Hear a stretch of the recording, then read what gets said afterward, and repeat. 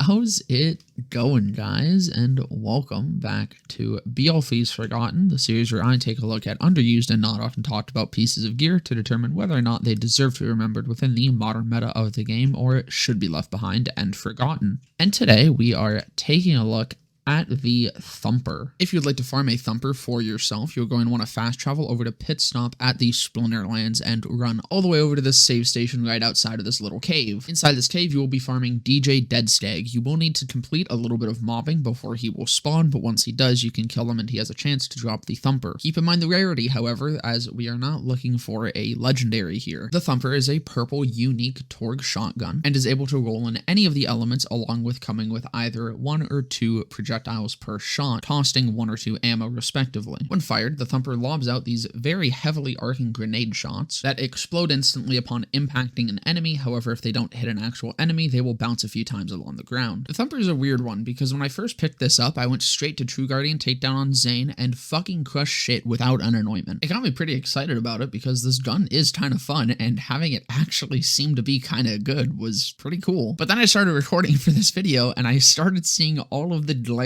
problems that it does have. First off, I want to start with the positives. The damage on this is actually pretty solid, especially when playing Zane and you can kind of just zoom around and lob shots out towards enemies. It can nuke things. The playstyle of it reminded me a hell of a lot of the Landscaper, except this actually felt good, but it's similar in the sense that you kind of just set up a huge minefield and wait for things to die. But unfortunately, damage and fun factor is kind of where the positives end on this thing, and now we're going to move into the actual usability of it, which is where it takes a hit. So by far, ×2 is the best damage-wise. However, ×2 makes it even harder to survive this thing, and ×1 isn't much better. It's practically unavoidable that you are going to kill yourself with this, unless you're playing Zane, but if you're using any sort of ASE, then you're going to kill yourself with the elemental damage. The splash radius is just too big to survive, and it's even more of a problem on Moze as she has skills to boost her splash radius. The damage itself is also a bit of a downside as it kind of feels incredibly inconsistent. I couldn't really figure out what it was that was causing it to be this way, but sometimes it would feel like it was just absolutely shitting on everything in front of it. Other times it would feel like it wasn't doing much, and I have a bit of a theory. It really doesn't do well on enemies in the air. However, if there's an enemy on the ground, especially below you, then you really start to feel that damage. This is kind of coming back to the whole minefield play style. I think it does just have to do with the fact that when you're spamming out shots, having all of those overlapping, very big splash radiuses,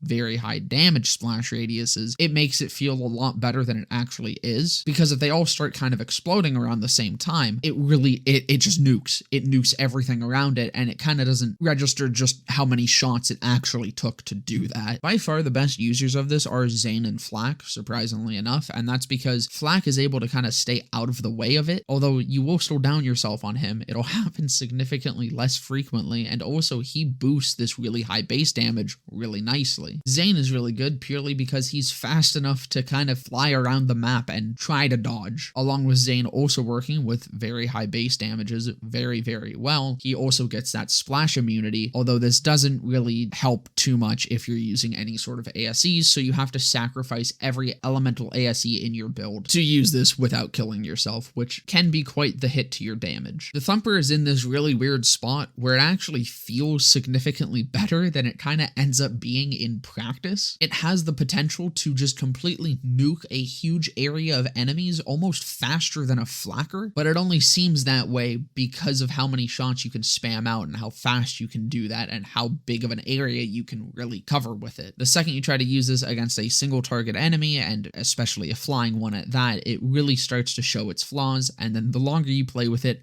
the more you down yourself. Just more and more flaws start to crop up. But that's gonna about do it for this one. I hope you guys enjoyed. If you did, please consider leaving a like, comment, subscribe, all of that. If you want more of me or to just come hang out, you can come follow the link in the description to my Twitch channel where I will be live after this video. And while you're down there, feel free to check out my Discord. But with that all being said, I hope to see you guys in the next one.